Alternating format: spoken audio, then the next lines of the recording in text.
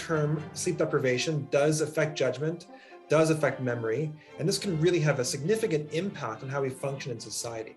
Just like those who exercise, just like those who prioritize eating a healthy diet, sleep is one of those pillars of health, and its benefits should not be underestimated. The Sleep Oasis go-to-sleep therapy mask, and this is not unlike what astronauts use at the International Space Station to help promote sleep. One of the things about sleep deprivation is that there's data that shows that if you don't sleep enough, there's a higher mortality, there's a higher death rate. From the Zoomerplex in historic Liberty Village, the Zoomer with Marissa Lennox. Welcome to the Zoomer. I'm Marissa Lennox. We've been told since we were young that we need 7 hours of sleep per night. But how imperative is it to our mental and physical health? And is it possible for some people to function on less sleep than others? Plus, we'll hear from 2 media personalities, one who worries her lack of sleep is negatively affecting her health, and the other who says her ability to sleep like a, quote, world-class champion helped heal her cancer. But before we dive in, let's tee up the topic. Having trouble sleeping at night? I haven't slept in a year. You're not alone. More than 50% of Canadians say they have trouble falling asleep and staying asleep. While nearly a third of us aren't getting enough each night. Meanwhile, 56% of adults in the U.S. suffer from pandemic-induced sleep disturbances, while another 51% report using medication, over-the-counter supplements, or other substances to help them sleep. Researchers found that a person who sleeps less than 6 hours a night has a 13% higher risk of mortality than a counterpart sleeping 7 to 9 hours a night. On top of that, sleep deprivation costs the economy big. In the U.S., it's over $400 billion per year of lost productivity. Libby Znaimer, Vice President of News and host of Fight Back on Zoomer Radio, and my colleague on the Zoomer, successfully battled not 1 but 2 cancers, breast cancer and pancreatic cancer, which has long been considered a death sentence. Today, she attributes her healing in part to her ability to sleep well at night. Take a look. I am a world-class champion sleeper. How do you mean? I mean, I basically never have trouble falling asleep. Rarely have trouble falling back asleep if I get up to go to the washroom or something. A lot of people know I've had cancer twice. The last one was extremely serious, pancreatic cancer, which has a very low survival rate. It wasn't caught early particularly. I mean, I really believe that one of the reasons that I have recovered so well is because I sleep so well. Who doesn't feel better after a good night's sleep? And I know that when I've been sick or don't feel well, I feel better after sleep.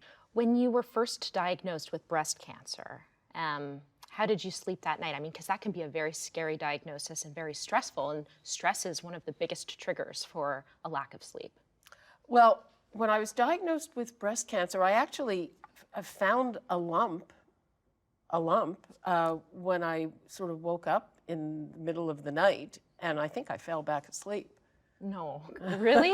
Probably. Wow. I remember waking up my husband to say, like, do you feel that? Which he did. I remember sleeping, though, on the night that I was diagnosed with pancreatic cancer. I had been feeling extremely unwell. It was 2 years after breast cancer. I finally went to Emerge, and a very young and green resident in emergency told me, he diagnosed me with pancreatic cancer, which was basically a death sentence, and he also told me erroneously, there's no treatment and no cure. And they did not send me home, and I ended up sleeping in the hallway, as happens a lot here, and I slept through the whole, I mean, I was extremely upset, of course, but you were able to sleep in spite of all of that. That's right. So then throughout your treatment, as you went through that, You never had any difficulty sleeping? Because sometimes some of the treatments can even mess up your sleep. Not that I recall. I sleep really well, and again, I'm convinced that that is one of the reasons, possibly one of the main reasons that, I get sick, but I recover. All right, I'd like to welcome to the roundtable Dr. Iris Gorfinkel, Dr. Mare Krieger, and Dr. Brian Rotenberg. Thank you all for being here. Dr. Krieger, you heard Libby's story. Obviously, she underwent treatment and whatnot, but she very much attributes her ability to sleep, and she put it as a world-class champion, to her healing. Is there any science to that? I mean, what do you make of this notion that sleep is indeed curative? There are many things that happen when we sleep, and if we don't sleep enough, our immune system can go haywire. And the sleep is also when we produce most of the hormones that are used to heal, to regenerate. Growth hormone in humans is secreted primarily during what we call slow wave sleep, the very, very deep sleep. And so it isn't outlandish to think that sleep played a very, very important role in her healing. We know that the immune system loves it when someone sleeps the right amount. And being a champion sleeper has obviously helped her a lot. Dr. Krieger touched on it, Dr. Gorfinkel, but what is it that happens to our immune function when we sleep? The impact is nothing short of profound. Consider for a moment that when people don't sleep, most people have a sense I'm more likely to get that cold. And when I ask my own patients, where did this cold come from? The answers are invariably one of two things: stress or lack of sleep. And they're bedfellows, what do you know? So what does the science say? Natural killer cells go down by as much as 45% when people are sleep deprived. And what do natural killer cells do? They recognize cancer cells. They seek and destroy cancer cells. So we're talking not just infection, we're talking about cancer. We're talking about other potential for harm. There is not a single psychological, psychiatric, or physical condition that is not adversely impacted by not having enough sleep. Dr. Rotenberg, you've devoted your life to helping to cure people who suffer with one of the most common sleep disorders, which is sleep apnea. And so you know firsthand the benefits of sleep, but just, going back to this conversation about the sort of the curative properties of sleep, what is it that goes on in our bodies that is good for us when we sleep, and what do we know about sleep's impact on longevity? So when we're asleep, we know that our body's physiology gets a chance to rest. We have changes that are beneficial in our blood pressure, in our heart rate, in our brain waves, all of which are restorative, that allow the body's oxidative stress to improve, allow the body to repair itself. We all have in the body damage throughout the day from various processes, and sleep allows that to be restored so that we're in effect healing ourselves overnight. It's really interesting. There was this study that I was reading about out of San Francisco, Dr. Gorfinkel, and it showed that if you didn't sleep the night before you got a vaccine, in this case it was a flu shot, the people that got the flu shot who had a bad night's sleep, 70% ended up getting the flu. And then for those who had a good night's sleep and got the shot the next day, only 10% got the flu. What is that? How do you make sense of that? Again, that's just a reiteration of the very same thing, in that our immune system does better when we've slept enough. And the problem is, we are a sleep-deprived society. And what do we value the most? People who can somehow stay wide awake and somehow not seem to suffer any consequences. When in fact what we should be saying is, just like those who exercise, just like those who prioritize eating a healthy diet, sleep is one of those pillars of health, and its benefits should not be underestimated. All right, and we will touch on memory when we come back. Don't go away.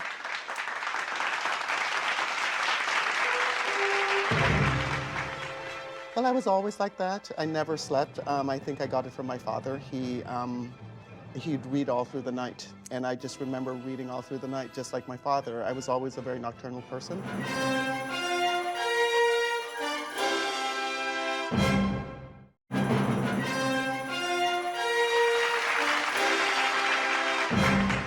Welcome back. For high-profile business leaders, sleep is often the first thing sacrificed at the altar of success. Such is the case for Suzanne Boyd, editor-in-chief and publisher of Zoomer magazine and everythingzoomer.com, who opened up about her struggle with sleep. Take a look.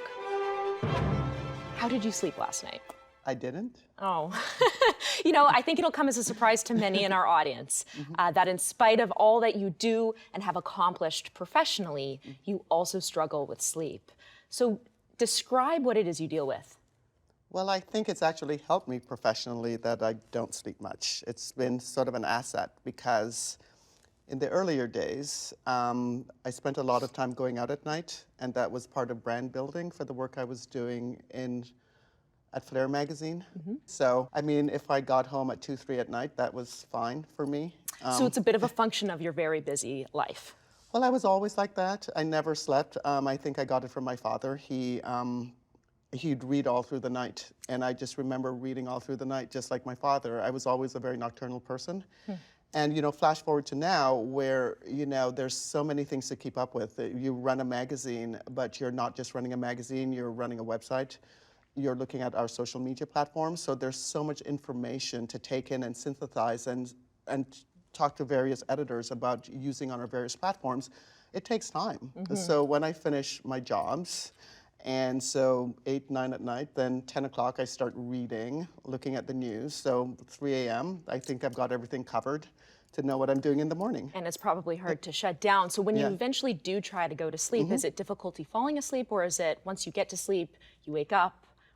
What are the issues there? No, I have to look at some sort of mindless entertainment, like a really basic television show, like before I can actually go to sleep. So once I get ready to sleep, I then watch a couple hours of television. And how long have you dealt with this for? Oh my goodness, I just remember back to boarding school, lights would go out at 8 o'clock and I just couldn't get to sleep. So I'd build a fort with the sheets and I'd have a flashlight and read a book for as long as I could. And to this day, I pitched a tent in my bedroom, and my bed is on the tent's platform. I sleep in the tent because I just have that comfort of being up late and feeling like you're all covered up with the tent. You know, for people in high-profile business positions like yourself, they often talk about their lack of sleep, and in some cases wear it as a badge of honor. Richard Branson has famously talked about how he only requires 5 hours of sleep per night. Marissa Mayer is another one who used to talk about pulling one all-nighter per week. Even our own boss, Moses Znaimer, has publicly said that he sleeps 3 to 5 hours a night. And so for you, does it catch up to you eventually? Well, some days, like on a weekend, I might sleep for 12 hours. Or, at some point you just have to... So you use your weekends as an opportunity to recharge? Well, not every weekend. But because it started when I was a kid and a teenager, it was long before I was in a job like this. I think it helped having a job like this. I never slept. I'd work till midnight. You know, like all the things I had to do starting out young where people would need to go home, I'm like, no, I can keep working. And I'd literally leave the office at 12 or 1 when I was at Flair. So it actually helped my career, but has it helped my health? Well, I'm curious then how you would describe the relationship between your choice to stay up late for professional reasons and then, you know, your struggle with sleep. Which one impacts the other? Well, I think choice is a strong word. I think I was able to stay up late so I could do certain things. Like we've all been around people who I have to go home and get to sleep. That was never me. I could just... You're a night owl. I'm a night owl. So even if I'm at home doing nothing, I'm still up. Right. Like I just can't, like even if I try to go to bed and have that, you know, mythical 8 to 10 hours, I'll still be up in bed. Like, you know what I mean? I just won't sleep even if I try to. How does it impact your productivity the next day? Do you find that it impacts your day-to-day? Do you find it impacts you in a way that others wouldn't be able to notice? Well, I don't operate heavy machinery, nor can I drive. So I think when you have like sleep deprivation and it, you know, it figures in that way, but I just don't know the difference.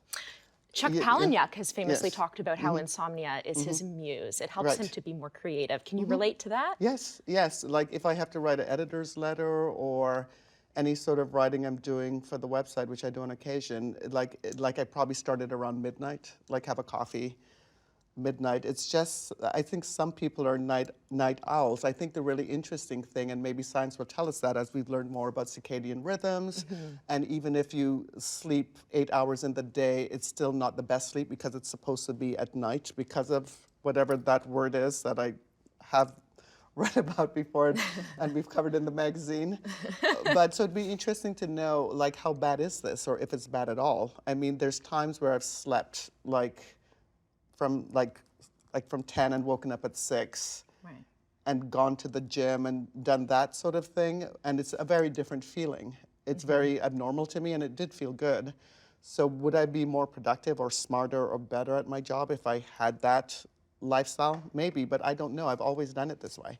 I mean, I think the question, which I hope, the conversation at the table brings out is like, how bad is this just biologically?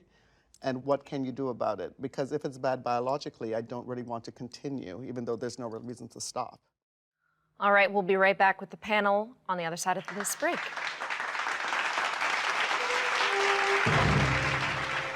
So for many people, the real problem is sleep initiation, because when we go to bed at night, we're playing with our phone, we're playing with our computer, we're having screen stimulation. This causes mental stimulation, so your brain is working overtime. And then we just turn our phone off and try to go to sleep. It's not going to work.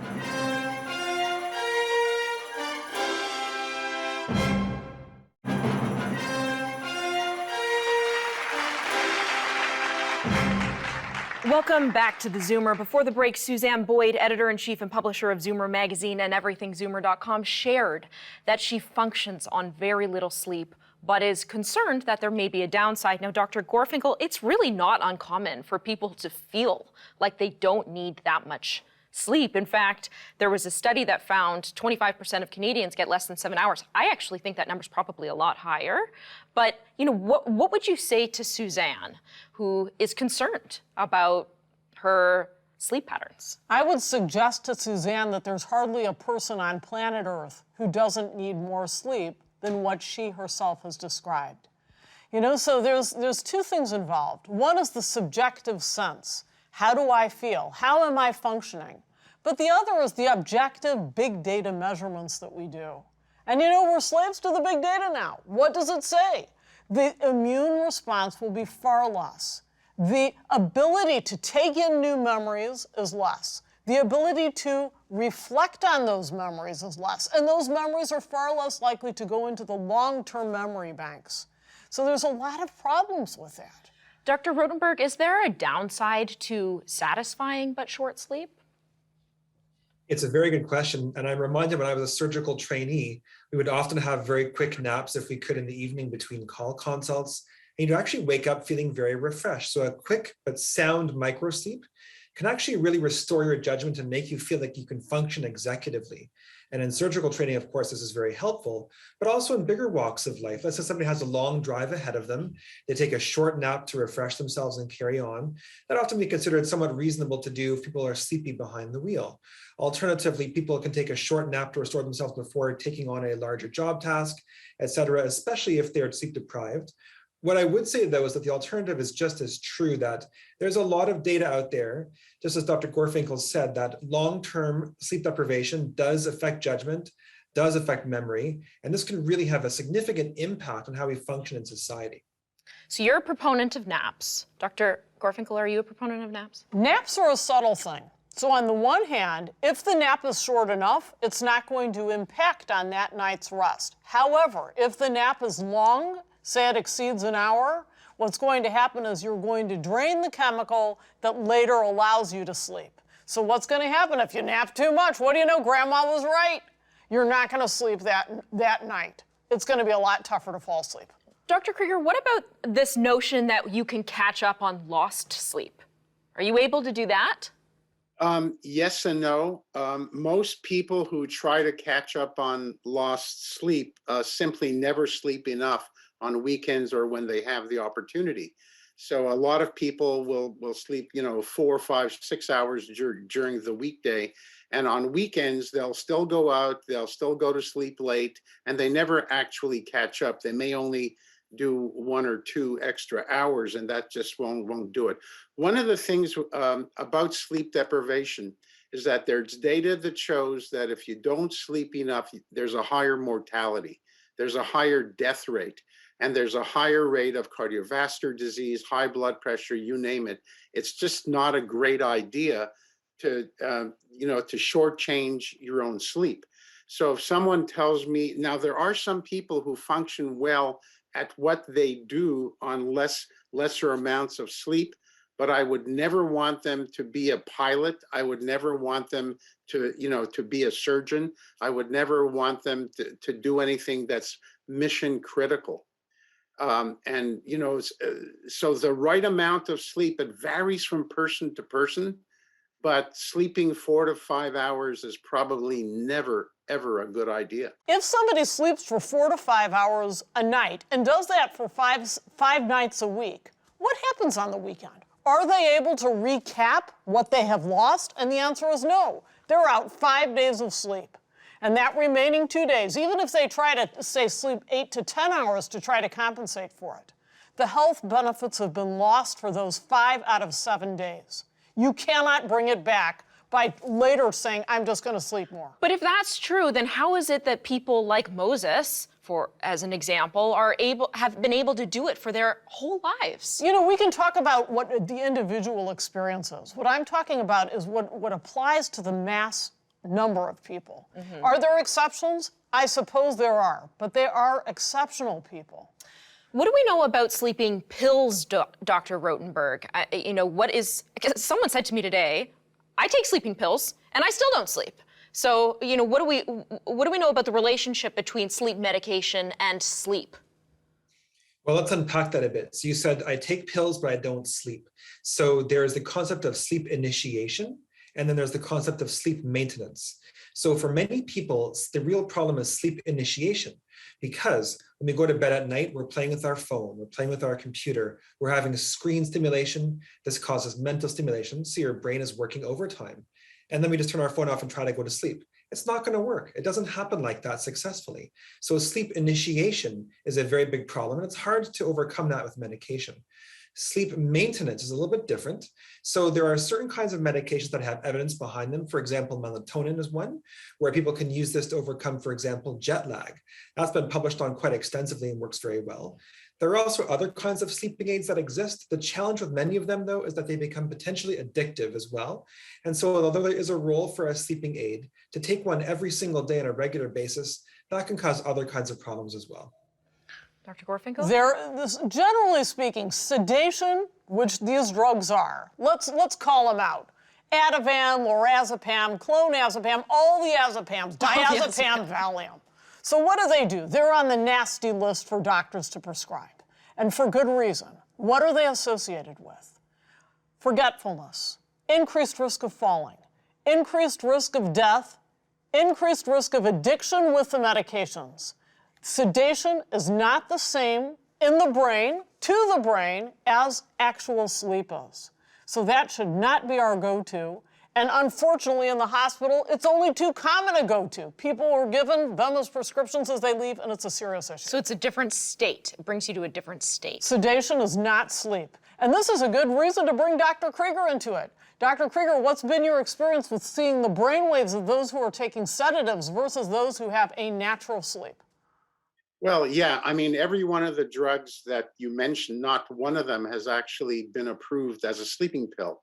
And there are some very specific sleeping pills out there that have much less of a negative effect than the drugs that you mentioned that are benzodiazepines. And the benzodiazepines, they change the brain waves. They're extra little fast waves that actually occur that we can easily measure in people that are taking these medications. Unfortunately, most people want a sleeping pill who go to a doctor, and in our clinic, that's the last thing that we do, is to prescribe a sleeping pill for someone who's having trouble sleeping.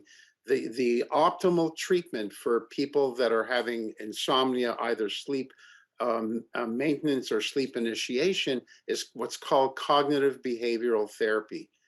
And that works in about 70 or 80% of people. And so we seldom have to resort to actually using sleeping pills. All right, and very quickly before we go to break, there's been sort of mixed messaging around caffeine, alcohol. How do these stimulants impact REM sleep? Dr. Gorfinkel. So let's touch on caffeine first.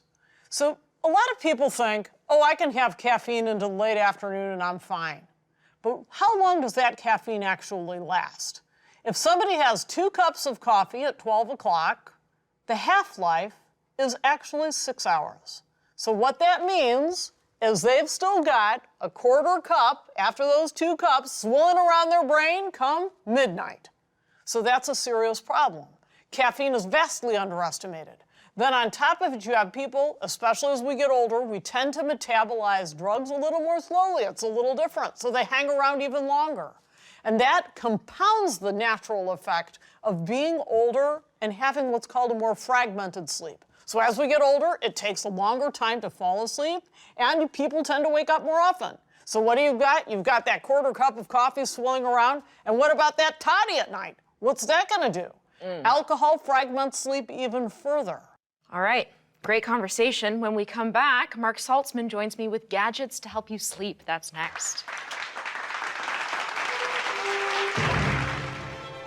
People love these weighted blankets, and there's a few different companies out there, but the idea is the same. It uses subtle pressure to help you get a better night's sleep.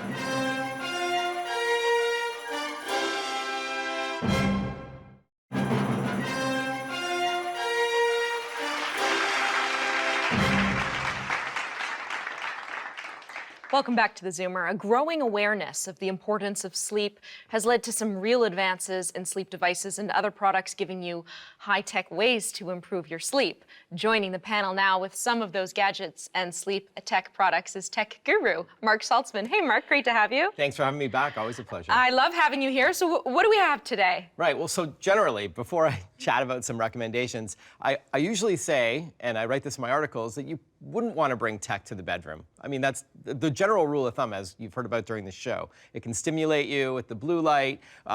Hearing a ping, a Facebook Messenger ping may stimulate you, who's writing me. And we also don't know what the long-term effects are of radiation from Wi-Fi and cellular devices. So generally speaking, it's not a good idea. Keep tech out of the bedroom. I try to put my phone on airplane mode, but I don't even think it should be in the space. Yeah, I don't bring it to, just anecdotally, I don't bring my phone to the bedroom. But on that note, there are a few high-tech ways, both tech and some science solutions that may help get you a better night's sleep, as well as to help track and monitor what your sleep was like, and then analyze it or share it with a physician. So let's start off with from Google. It's called the Nest Hub. This is a small smart display that you may have on a night table, a bedside companion, if you will, and I would recommend dimming the screen quite a bit, but it's a smart speaker with a display as well. So you know the drill. You can ask a question and hear a human-like voice give you an answer. But it has some interesting sleep technology built in. It actually uses sound and motion to analyze how you slept and then give you a result the next day. So it uses low-energy radar, in fact, to monitor your movement. So you put it beside the person who wants to analyze their sleep, so closest to me, for example, and it'll use sound, so the microphone to detect snoring and other sounds, and it logs all of that data, how I'm moving, when, at what time, and it also monitors the temperature and the light in the room. In the morning, you say the wake word, and I don't want to do this to your viewers' devices, but you would say the wake word, and then followed by, how was my night's sleep? And then over time, it uses artificial intelligence to recommend ways to go to sleep maybe a little bit earlier and remove some of these distractions, and then help you fall asleep better. So does it have to be close to you to be able to monitor this? Within a foot or so. You would have it, again, on a night table is ideal. And at the same time, you can ask to play classical music. You can have an audiobook read to you if it's not too stimulating, an old radio show, an old play, that kind of thing. White noise, right? So another option, again, nothing can replace a physician, is to have a wearable device that has a small screen and have it off if you can, like an Apple Watch is what I'm wearing right now. But there's other solutions as well. There's the Fitbits and other wearable or smart devices that can also track if you woke up during the night, when and for how long, and then give you that data to have analyzed by a professional. And it's about empowering the individual with that knowledge, right? And if that individual feels like they require more sleep, or perhaps they could take it to their physician. But what do you make of, devices like Fitbit and Apple? Do you like these devices for individuals? I am super excited about where this technology is taking us. I have so many patients, they don't want to go for a sleep study overnight, even if it does monitor brain waves and more accurately. Ultimately, I ask 3 questions. How well rested are you when you wake up in the morning? Do you snore at night? And do you have daytime drowsiness? And incidentally, we don't have a cure for sleep apnea. I hate to say it, the only people I've ever seen in my entire career who were so-called cured are people who lost mega weight. Because if you got a fat neck, a fat tongue, and a fat uvula, it's going to occlude your airway, and it's going to take a lot more energy to pull it in, and that's what's causing that snoring. That's basically what's going on. So how are you going to cure that? You can cut out tissue. Yeah, you can do that. You can start forcing air in. But the bottom line is we're not actually curing it. What's going to cure it? Exercise and weight loss. And what gets measured gets managed, including sleep. All right. Well, that's a strong endorsement. So what's the next thing that you've brought? I mean, Sure. The one thing that I do hear a lot about are these weighted blankets that weigh like a ton of bricks. Yeah. But people seem to love them. Yeah, they do. I went on social media yesterday saying that I was doing this segment, and almost unanimously, people love these weighted blankets. And there's a few different companies out there. I brought with me from Hush, they're a Canadian success story, and they've got a couple of different ones, including one called Ice 2.0, so it's a bit cooler to the touch. But the idea is the same. It uses subtle pressure to help you get a better night's sleep. It's been proven over the last almost 100 years that it could reduce anxiety and help promote a better night's sleep, almost simulating a hug, a good long hug, or being swaddled. It's the same principle with that pressure on your body, and it's not a one-size-fits-all scenario. The folks at Hush say it should be about 10% of your body weight. They range from ones for kids all the way up to 35 pounds, so that's quite heavy. What is it about a weighted blanket that helps you sleep better? Dr. Rotenberg, do you know? I don't know. I have never actually used one of these, although looking at it now, I really want to try one. But if I'm hearing Mark correctly, that gives you warmth, it gives you comfort, and sometimes helps you actually cool down at night to make things better in your bedroom. And you know what? That gives you a good night's sleep, feeling warm, comforted, snuggled up. Who doesn't like to sleep better like that? And so to me, it makes a lot of sense. Can you see how heavy this is? Are you seeing my arm shake right now? It's quite heavy. Yeah, some folks said on social media that if it falls on the floor, good luck to you, because if you're half asleep and you're trying to pull it back up, forget it. But some, in fact, will stay obviously in place if it's heavy enough. But it's not, again, you got to choose what's right for you. And that's one solution that seems to be very popular. And then the last thing you have is an eye mask, it looks like. Yeah, so they've been around for decades. This one has a bit of tech to it. It's called the Sleep Oasis Go to Sleep Therapy Mask. The idea is the same. It blocks out ambient light around you, but it also shows some light LED lights inside that you can set by a timer to diminish over time. And this is not unlike what astronauts use at the International Space Station to help promote sleep. Again, you can imagine how off their clock is. So the idea is that it blocks out this, and then you're not thinking about anything.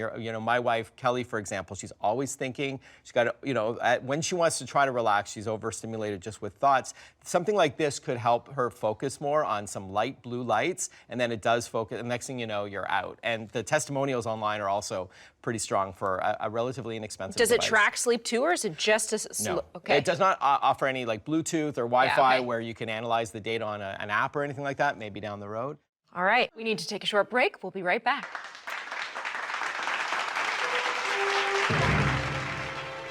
What you read matters because you're throwing information into your brain that could cause serious stimulation. Don't read 50 Shades of Grey. Well, that might work for some people. I wasn't talking about that.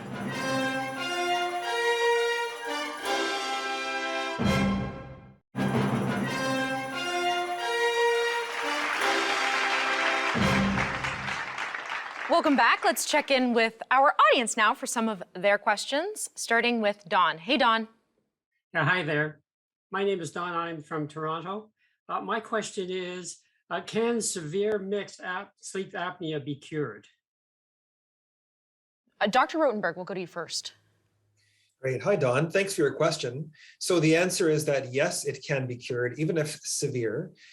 Cure for sleep apnea is typically multifactorial, so there's no typical one answer that will fix things. Sleep apnea can be caused by a multiplicity of factors, and so we have to address them all. Getting a better night's sleep by having good sleep hygiene, so avoiding stimulants at night, like was discussed earlier in the show, is very important. We have to address weight. Sometimes being overweight can be a major contributor to sleep apnea, and so working on our weight, having a healthier lifestyle, working out and exercising, all those things play a role. Now we go into interventions, and so the typical intervention is often a CPAP machine. And when used correctly, a CPAP machine can essentially be curative for sleep apnea. Not everybody can use a CPAP machine for whatever reasons. And so then we move on to other types of therapy, for example, oral appliances, or for the right person, a surgical treatment. And when you think about all the different modalities we talked about there, if people apply them well and work with a qualified healthcare practitioner to help them out with this, yes, their apnea can be cured, even if it's severe. There is a lot of hope out there. Really interesting. All right, thanks, Dawn. Thank you for that question. The next one comes from Phyllis. Go ahead, Phyllis. Hi. Great to have you. I'm Phyllis. I'm from Newmarket, and I have a question about reading a book on an iPad or any kind of a tablet before going to bed. Is that going to affect my sleep? Dr. Gorfinkel. Well, there are a number of problems with reading before you go to bed. First of all, what you read matters because you're throwing information into your brain that could cause serious stimulation, right? And that's not stimulation you necessarily want. So don't read 50 Shades of Grey. Well, that might work for some people. I wasn't talking about that. I was talking about stuff like child abuse and horrific things that they may show on late night television. Things that you really don't want entering your brain. That's the kind of stuff I'm talking about. And then you have the so-called blue light effect. So what does blue light do? It diminishes the chemical that helps us fall asleep. And if we don't have that chemical, it's going to take longer to fall asleep. And it takes longer for that chemical to come back. So there are a number of reasons why reading late at night is not a good idea. We evolved falling asleep when the lights went low, and we evolved to wake up when the light came up. And what's happened is that because of Thomas Edison's invention of the light bulb, basically that's gone out the window, and now we're just up at all hours and justifying it, never mind glorifying it, which is a serious issue. All right, when we come back, final thoughts from our panel.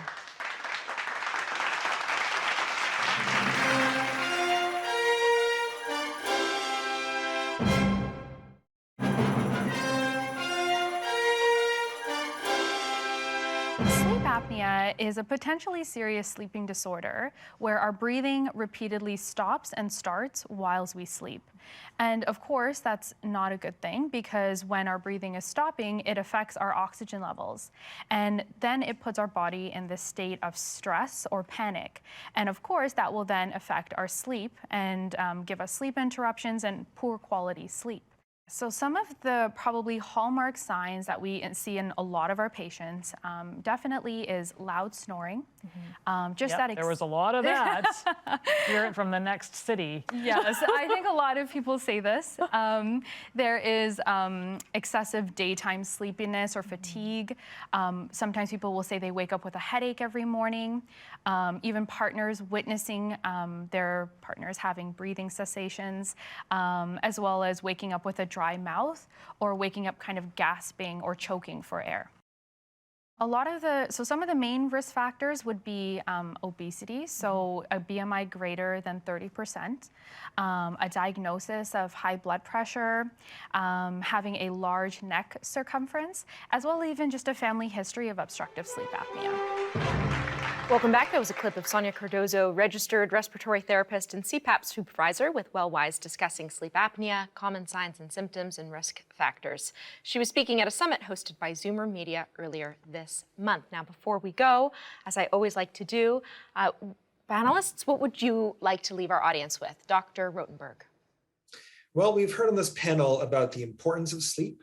We've heard how so many people are sleep deprived.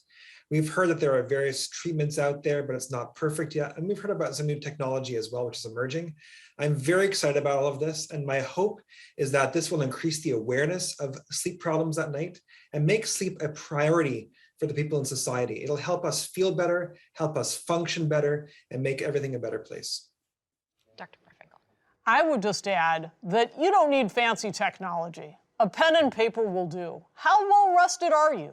Are you going to bed critically every night at the same time, plus or minus an hour, and waking up every morning at the same time? If I had to say the most important thing, that's it. This concept of catch-up sleep on the weekend and sleeping till noon and then having to wake up at 6 a.m. in the morning on Monday is simply not going to work.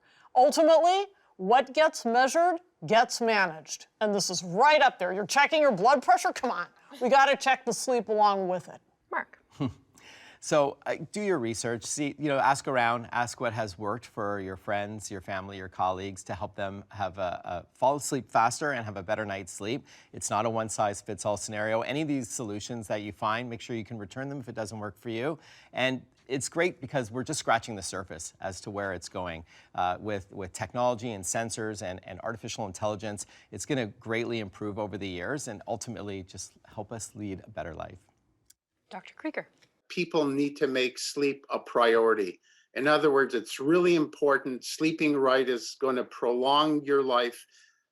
If you don't sleep enough, it'll impair so many of your functions. It'll impair your mood. It'll impair your memory.